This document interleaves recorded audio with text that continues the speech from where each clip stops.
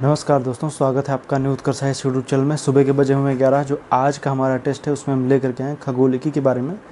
इसमें हम खगोलिकी अर्थात एस्ट्रोनॉमी के बारे में हम आपको महत्वपूर्ण प्रश्नों का संकलन है। परीक्षाओं में इससे प्रश्न पूछे जाते रहे हैं और आपको वैसे एस्ट्रोनॉमी का कोई खास ज़्यादा रोल रहता नहीं है। 2-4 प्रश्न परीक्षाओं में कभी कभार पूछ ले जाते हैं, तो उन्हीं सब का संग्रह है। काफ़ी अच्छे प्रश्नों का संकलन किया गया है, आप लोग उनके उत्तर दीजिए।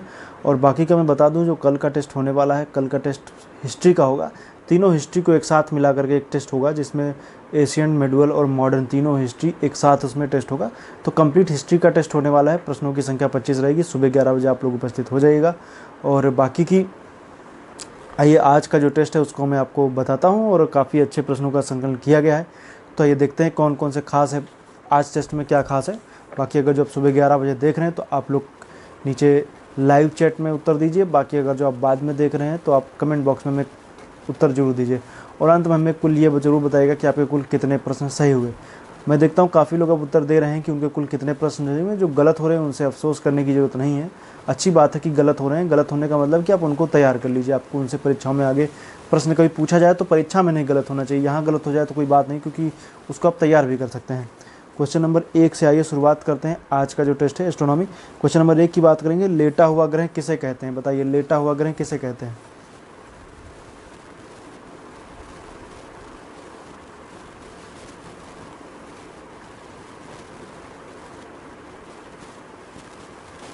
तो लेटा हुआ ग्रह जो है वो अरुण को कहते हैं। क्यों कहते हैं आइए मैं थोड़ा सा बता दूं। जैसे मान लीजिए ये एक पेन है, मतलब ये मान लीजिए होता क्या, पृथ्वी जैसे होती तो इस तरीके से घूमती, साढ़े अपने अक्ष पर कितना झुकी है? 23.5 डिग्री झुकी हुई है। कितनी झुकी? 23.5 डिग्री झुकी। लेकिन चूंकि अब बात की जाएगी अरुण की, तो अरुण जो है वो अपने अक्ष पर काफ़ी ज़्यादा इस तरह वो चक्कर लगा रहा है। पृथ्वी ऐसे ऐसे घूमती है, और जो बृहस्पति है, मतलब कि जो अरुण है वो इस तरीके से घूमता है। तो ऐसा लगता है कि लेटा हुआ है। क्या कर रहा है? लेटा हुआ है, चक्कर लगा रहा है। इस वजह से इसको क्या बोलते हैं? क्योंकि इसका अक्ष पर झुकाव बहुत ज़्यादा है, इस वजह से इसको लेटा हुआ ग्रह बोलते हैं। क्वेश्चन नंबर 1 का ए सही है, अरुण।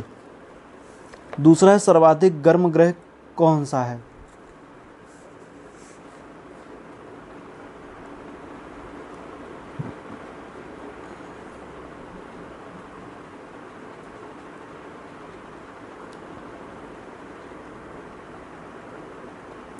तो अगर जो बात करेंगे सर्वाधिक गर्म ग्रह, तो आप जो सूर्य के पास है उसको सबसे ज़्यादा गर्म होना चाहिए, लेकिन ऐसा है नहीं। बुध जो है उस सबसे ज़्यादा गर्म नहीं, गर्म जो है उसके बाद का शुक्र ग्रह है।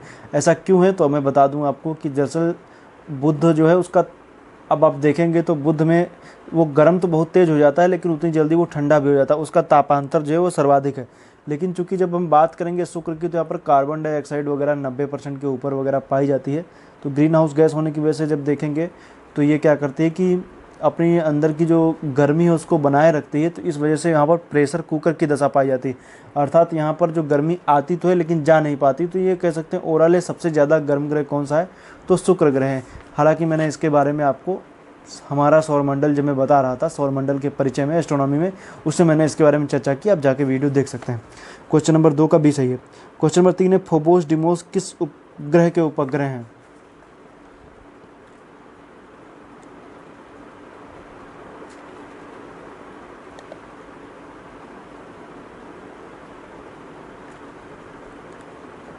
तो फोबोस डिमोस जो है वो मंगल ग्रह के उपग्रह हैं। तो क्वेश्चन नंबर 3 का जो है वो डी सही है, मंगल ग्रह।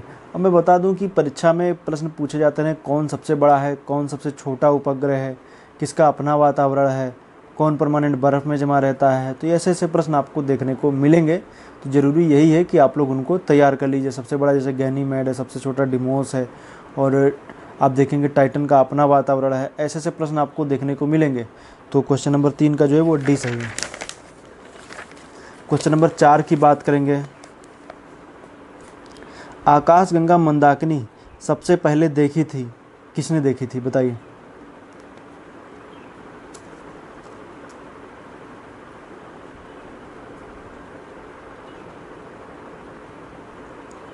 तो जब बात की जाएगी मंदाकिनी किसने देखा था, तो सबसे पहले बात आएगी तो गैलीलियो ने देखा था। गैलीलियो, गैलीली नाम था, इन्होंने देखा था। क्वेश्चन नंबर 4 का जो है वो ए सही है, गैलीलियो। क्वेश्चन नंबर 5 की बात करेंगे। स्टीफन हॉकिंस ने अपनी किस पुस्तक में बिग बैंग सिद्धांत का समर्थन किया?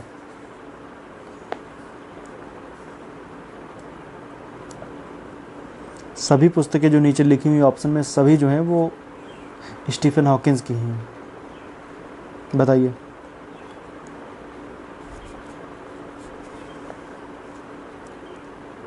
क्वेश्चन नंबर 5 का सी सही है। A brief history of time में इन्होंने किया था। क्वेश्चन नंबर 5 का सी सही है। क्वेश्चन नंबर 6 की बात करेंगे। पृथ्वी और चांद के बीच का अंतरिक्ष क्या कहलाता है? देखिए नया क्वेश्चन है।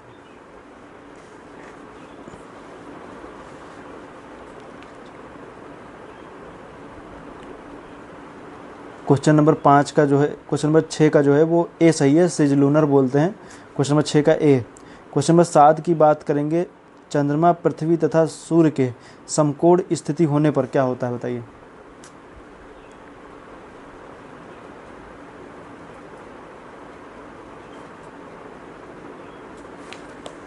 उससे क्या होता है? लघु ज्वार आते हैं। क्या होता है? लघु ज्वार आते हैं।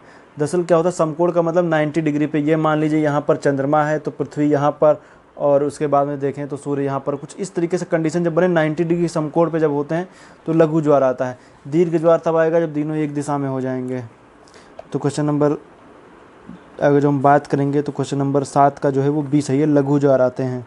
क्वेश्चन नंबर 8 की बात करेंगे। हैली पुच्छल तारा भविष्य में कब दिखाई देगा?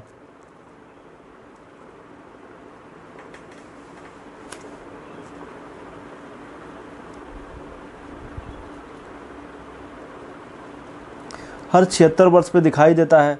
तो सब लास्ट बार 1986 में दिखा था। 76 जोड़ दीजिए, 2062 उत्तर हो जाएगा।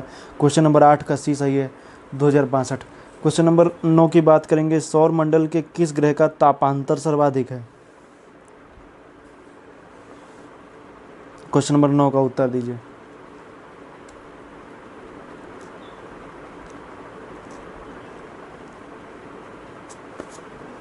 तो क्वेश्चन नंबर 9 का जो उत्तर जो जाएगा वो बी हो जाएगा। अभी मैंने जब इससे पहले चर्चा कर रहा था क्वेश्चन नंबर, जब हम बात कर रहे थे 2 की, तो उसमें मैंने भी बताया था। तो सर्वाधिक तापांतर जो है वो बुध का है, क्योंकि वो गर्म बहुत तेज़ होता है, वो तुरंत ठंडा भी हो जाता है। तो इस वजह से इसका औसत तापमान ज़्यादा नहीं होता है, लेकिन हाँ कह सकते हैं कि जो जो तापांतर है, ताप का जो अंतर है वो काफ़ी ज़्यादा होता है। तो क्वेश्चन नंबर 9 का जो है वो बी सही है। मतलब कह सकते हैं जैसे रेगिस्तानों में नहीं होता, दिन में बिल्कुल आमलेट बना लीजिए, इतनी गर्मी, रात के टाइम पे कुल्फ़ी जमा लीजिए। दोनों तरीके की कंडीशन रेगिस्तानों में ऐसे देखने को नहीं मिलता है। उस तरीके से कह सकते हैं। क्वेश्चन नंबर 9 का बी सही है, बुध। क्वेश्चन नंबर 10 की बात करेंगे। शनि ग्रह है, बताइए कैसा है? अरुण से ठंडा, अरुण से गर्म, बृहस्पति से गर्म, प्लूटो से ठंडा।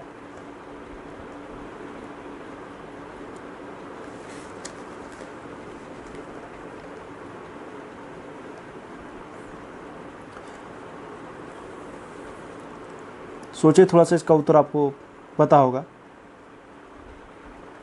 रटा रटाया नहीं है कि कहीं रिपीटेड है, आया, ऐसा नहीं।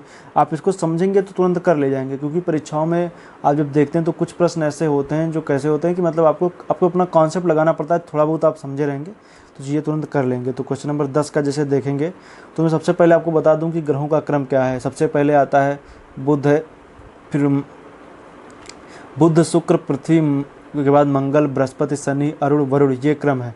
और शुरुआत का जो दूसरे नंबर पे है वो सबसे गर्म है, और लास्ट का जो दूसरे नंबर पे है वो सबसे ठंडा है। तो उनको आइए उन्हीं के तुलना करते हैं। तो देखिए, तो बात की जा रही है शनि की। तो शनि के बाद कौन आता है? तो शनि के बाद जो आता है वो अरुण आता है। अरुण अर्थात वो क्या है कि वो शनि से ठंडा है। तो पहला वाला जो है वो गलत हो गया। अरुण से गर्म है, अर्थात शनि की बात की जा रही है, अर्थात तो अरुण से तो गर्म ही होगा क्योंकि उससे पहले आता है। तो उससे पहले जो आएगा वो गर्म होगा। तो अरुण के पहले कौन है? शनि है, तो वो गर्म है। तो क्वेश्चन नंबर 10 का बी सही हो जाएगा, अरुण से गर्म। और बृहस्पति से गर्म नहीं, क्योंकि बृहस्पति के बाद आता है। और प्लूटो का कोई मतलब ही नहीं, वैसे प्लूटो से ठंडा तो वैसे भी नहीं हो सकता। क्वेश्चन नंबर 10 का जो है वो बी सही है, अरुण से गर्म। क्वेश्चन नंबर 11 की बात करेंगे। अरुण ग्रह की खोज किसने की थी?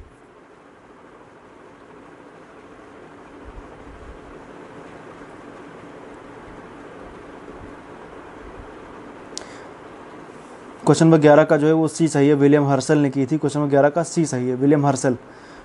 नेक्स्ट क्वेश्चन की तरफ आएंगे। क्वेश्चन नंबर 12 है। निम्न में कौन सुमेलित नहीं? एक तरफ ग्रह दिए गए, दूसरी तरफ उपग्रह दिए गए, तो आपको बताना है। बताइए। क्वेश्चन नंबर 12 का उत्तर दीजिए।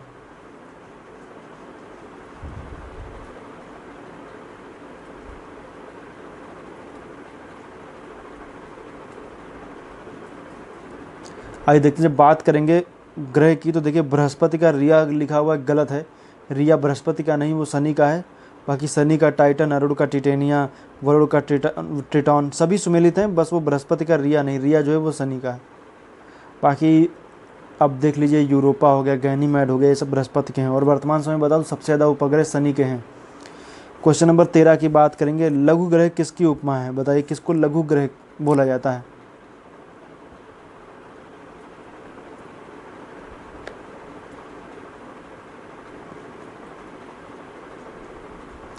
लघु ग्रह बोलते हैं क्षुद्र ग्रहों को। जब हम मंगल और बृहस्पति के बीच में देखेंगे तो क्षुद्र ग्रहों की एक पेटी दिखाई देती है, उसमें कई छोटे छोटे बड़े बड़े पिंड ऐसे इस तरीके के दिखते हैं, तो उनको लघु ग्रहों की संज्ञा दी जाती है। क्वेश्चन नंबर 13 का ए सही है।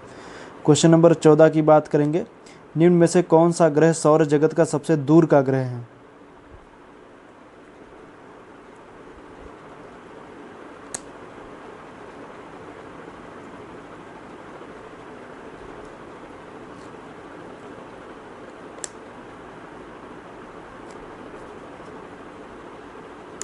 सबसे दूर का ग्रह जो है वो वरुण है, क्योंकि आप जान रहे हैं अभी मैंने क्रम बताया है, बुध, शुक्र, पृथ्वी, मंगल, बृहस्पति, शनि, अरुण, वरुण। तो वरुण सबसे लास्ट में, इसके बाद प्लूटो आता है, लेकिन प्लूटो ग्रह है नहीं, प्लूटो ग्रह है नहीं, इस वजह से क्वेश्चन नंबर 14 का जो हो जाएगा वो बी सही हो जाएगा, वरुण। क्यों ग्रह नहीं? क्योंकि ग्रह की विशेषता होती है अपना उसका वातावरण होना चाहिए, गुरुत्वाकर्षण बल भी उसमें होना चाहिए, किसी सूर्य का मतलब अपने सूर्य का चक्कर लगाता हो, और उसकी अपनी एक वृत्ति कक्षा होनी चाहिए। तो चूंकि ये जो प्लूटो था उसकी अपनी वृत्ति कक्षा तो थी, लेकिन ये कभी कभी क्या कर रहा था, वरुण की कक्षा पे अतिक्रमण कर दे रहा था, उसमें आ जा रहा था, इस वजह से इसको ग्रह की श्रेणी से हटा दिया गया था। तो क्वेश्चन नंबर 14 का जो है वो बी सही है, वरुण। अगर जो प्लूटो होता तो फिर वही प्लूटो ही होता, क्योंकि सबसे लास्ट में वही है। क्वेश्चन नंबर 15 की बात करेंगे, खगोल विज्ञान का जन्मदाता किसको माना जाता है?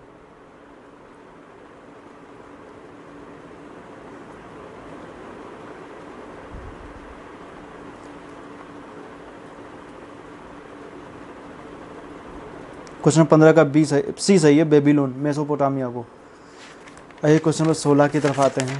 क्वेश्चन नंबर 16 क्या कह रहा है, हमारी आकाशगंगा जिसे मंदाकिनी या दुग्ध मेखला भी कहते हैं, नभमंडल में किस ऋतु में दिखाई देती है?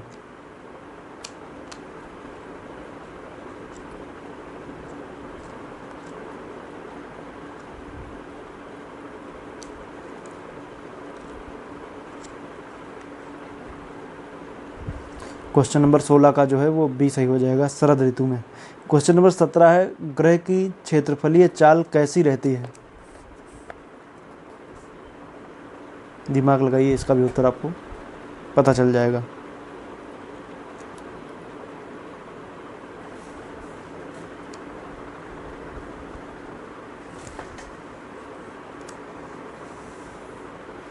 तो दरअसल जब ग्रहों की जो क्षेत्रफलीय जो चाल होती है वो कैसी होती है, वो नियत रहती है, वो बदलती नहीं है। मतलब कि आप जब देखेंगे वो अपना उसका जो एरिया में मैंने बताया ना कि वृत्ति कक्षा होती है जिसमें वो चक्कर लगाता है, वो उसी वृत्ति कक्षा में लगाएगा, उसका एरिया बढ़ नहीं जाएगा कि वो पृथ्वी पता चला कि मंगल तक पहुंच गई, मंगल बृहस्पति में चला गया, उसकी एरिया बढ़ गया, ऐसा कुछ नहीं होता है। वृत्ति चाल वगैरह जो होती है, क्षेत्रफलीय जो चाल होती है वो लगभग वो नियत रहती है, घटती बढ़ती नहीं है। क्वेश्चन नंबर 17 का बी सही है। क्वेश्चन नंबर 18 की बात करेंगे, यदि सूर्य का ताप दोगुना हो जाए तो पृथ्वी पर प्राप्त होने वाली ऊर्जा कितने गुना बढ़ जाएगी?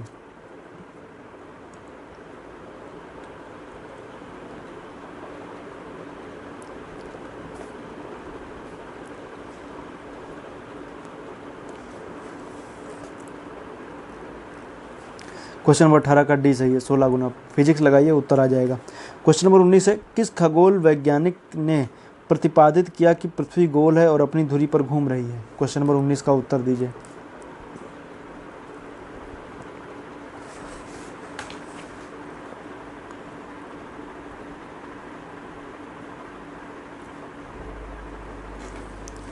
तो इसका उत्तर हो जाएगा 19 का जो है वो बी, आर्यभट्ट सही हो जाएगा। क्वेश्चन नंबर 20 की बात करेंगे, किसे हमारी पृथ्वी के जीवन का अग्रदूत माना गया है?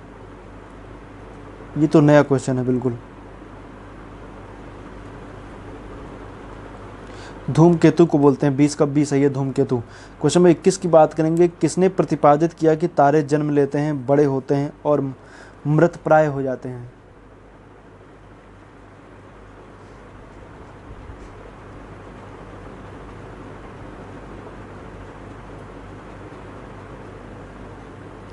क्वेश्चन नंबर 21 का डी सही है। एस चंद्रशेखर, सुब्रमण्यम चंद्रशेखर ने बताया था। मैंने इसके ऊपर एक वीडियो बना रखी है, तारों का जन्म बताया है कैसे होता है, तारों का विकास कैसे होता है, उसके ऊपर मैंने बनाई है, आप लोग उसमें देखिए। उसमें इन्होंने आगे चल करके उन्होंने चंद्रशेखर लिमिट भी बताई थी 1.44 ms, कब कोई तारा ब्लैक होल में कन्वर्ट होगा कब नहीं होगा उसके बारे में इन्होंने बताया था। तो क्वेश्चन नंबर आगे चल करके इनको नोबेल प्राइज़ भी मिला था। क्वेश्चन नंबर 21 का जो है वो डी सही है, एस चंद्रशेखर। क्वेश्चन नंबर 22 की बात करेंगे। सौर मंडल का सबसे ऊंचा पर्वत ओलिम्पस मीन्स किस ग्रह पर स्थित है, बताइए। क्वेश्चन नंबर 22 का उत्तर दीजिए।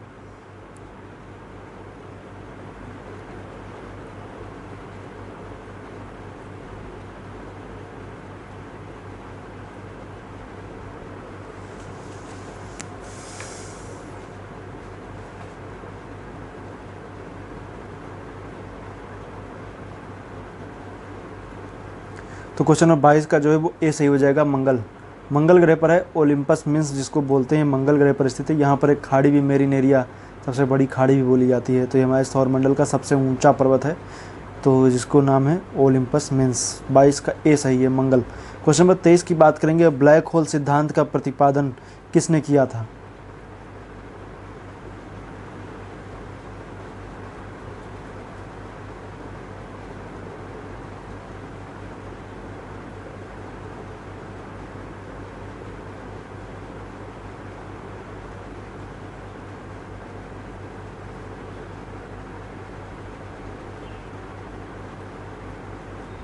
इसका उत्तर हो जाएगा 23 का सी, एस चंद्रशेखर।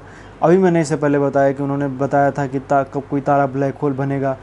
एक इन्होंने चंद्रशेखर लिमिट भी बताई जिसको बोलते हैं 1.44 ms, ms मतलब mass of sun. Question number 24 की बात करेंगे। जिनमें से कौन सा ग्लोब पर बृहद नहीं होगा, बताइए।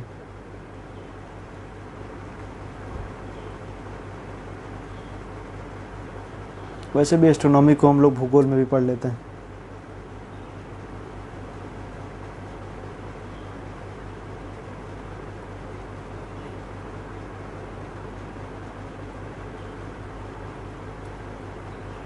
तो देखिए मैं बता दूं कि जैसे ऑप्शन के हिसाब से चलते हैं तो कौन सा बृहद नहीं होगा, तो आपको बता दूं कि विषुवत रेखा सबसे बड़ा बृहद है। उसके बाद मुख्य देशांतर रेखा वो भी बृहद ही बनेगा। अगर जो उसको आगे से और 0 डिग्री ले उसके पीछे 180 दोनों को ले लें तो एक बृहद वो भी बन जाएगा। और उसके बाद में हम बात करेंगे, क्योंकि मैं बता दूं कि विषुवत रेखा के जैसे जैसे उत्तर में जाते हैं 1 डिग्री 2 डिग्री 3 डिग्री 4 डिग्री, तो उनके जो वृत्त बनते हैं वो धीरे धीरे छोटे होते चले जाते हैं। तो जैसे ही आप जाएंगे, इसमें लिखा हुआ है ऑप्शन में डी नंबर ऑप्शन देखेंगे तो लिखा है 4 डिग्री दक्षिणी अक्षांश रेखा, तो वो भी 4 डिग्री दक्षिणी अक्षांश रेखा में भी देखेंगे तो अक्षांश जो होते हैं धीरे धीरे छोटे होते चले जाते हैं। देशांतर छोटे नहीं होते हैं, जो अक्षांश होते हैं वो छोटे होते चले जाते हैं। और जब उनमें हम जब देखेंगे तो विषुवत रेखा के ऊपर 1 2 3 4 5 6 जिस तरीके से हम जाएंगे वो धीरे धीरे छोटे होते चले जाएंगे, उसी तरीके से दक्षिण में भी है। तो सबसे बड़ी विषुवत रेखा के ऊपर जब हम आएंगे 1 डिग्री उससे छोटी, 2 डिग्री 3 डिग्री 4 डिग्री छोटी होती चली जा रही। तो उसमें जब हम देखेंगे तो 4 डिग्री छोटी हुई, लेकिन उनसे भी छोटी जब 1 2 3 4 5 6 करते चले जाएंगे तो 64 डिग्री और भी छोटी हो जाएगी। तो क्वेश्चन नंबर 24 का सी है। तो क्वेश्चन नंबर 24 का सी है, जो ग्लोब पर बृहद नहीं होगा तो 64 डिग्री उत्तरी अक्षांश है, ये बृहद नहीं होगा। क्वेश्चन नंबर 25 की बात करेंगे। कुल सूर्यातप का कितना भाग पृथ्वी को प्राप्त होता है?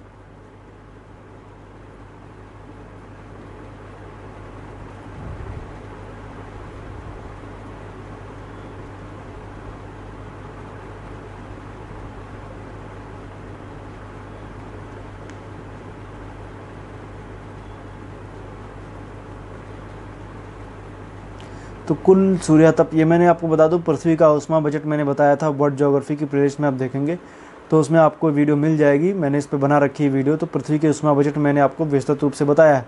तो बता दूं कि इसमें जो ऑप्शन से हो जाएगा 51% है, 51% ही पृथ्वी को प्राप्त होता है, शेष जो है वो कह सकते हैं कि अंतरिक्ष में ही विलीन हो जाता है। क्वेश्चन नंबर 25 का जो है वो सी सही है, 51%, 25 का सी। तो आज का टेस्ट तो यहीं पर ख़त्म हुआ। कल जो टेस्ट मैंने बताया इतिहास का टेस्ट होगा, आप लोग इतिहास के प्रश्न को कीजिएगा और आज थोड़ा बहुत आप पढ़ भी लीजिए। इंपॉर्टेंट टॉपिक आप देख लीजिएगा। और मैं बता दूं कि जो भी टेस्ट होता है तो आप लोग उससे रिलेटेड चीज़ों को पढ़ के जरूर आया कीजिए, क्योंकि पढ़ेंगे तभी चीज़ें आप अच्छी कर पाएंगे। सिर्फ टेस्ट से काम चलने वाला नहीं, आपको पढ़ना तो पड़ेगा ही। जब तक पढ़ेंगे नहीं तब तक चीज़ें कैसे सही हो पाएंगी। तो ज़रूरी है कि आगे आने वाले समय में जैसे हम, क्योंकि देखिए अब मैं बोल दिया कि आप हिस्ट्री तैयार कर लीजिए, एक दिन में हिस्ट्री तो आप तैयार नहीं कर लेंगे। हालांकि आप पहले से हिस्ट्री पढ़ रहे होंगे, लेकिन एक दिन में उसको रिवाइज भी नहीं किया जा सकता है। आने वाले समय में जब हम टॉपिक वाइज वीडियोज़ की बात करेंगे, तब टॉपिक वाइज वीडियोज़ की जब बात करेंगे तो आप एक एक दिन में उनको तैयार कर सकते हैं। जैसे मैंने बता दिया भारत की नदियाँ, तो आप एक दिन में आराम से पढ़ सकते हैं। तो उसी तरीके से जब आने वाले समय में जब टॉपिक वाइज आएगा तो और भी चीज़ें आसान हो जाएंगी। तो उम्मीद करता हूँ आज का टेस्ट आपको अच्छा लगा है। अगर जो अच्छा लगा तो आप नीचे कमेंट करके जरूर बताइए कि आपको टेस्ट कैसा लगा, प्रश्नों का स्तर कैसा था। आप लोग कमेंट करके जरूर बताइएगा, और आपके कुल कितने सही हुए ये भी जरूर बताइएगा। मिलेंगे कल के वीडियो में इतिहास के नए वीडियो के साथ। तब तक के लिए आपका बहुत बहुत धन्यवाद।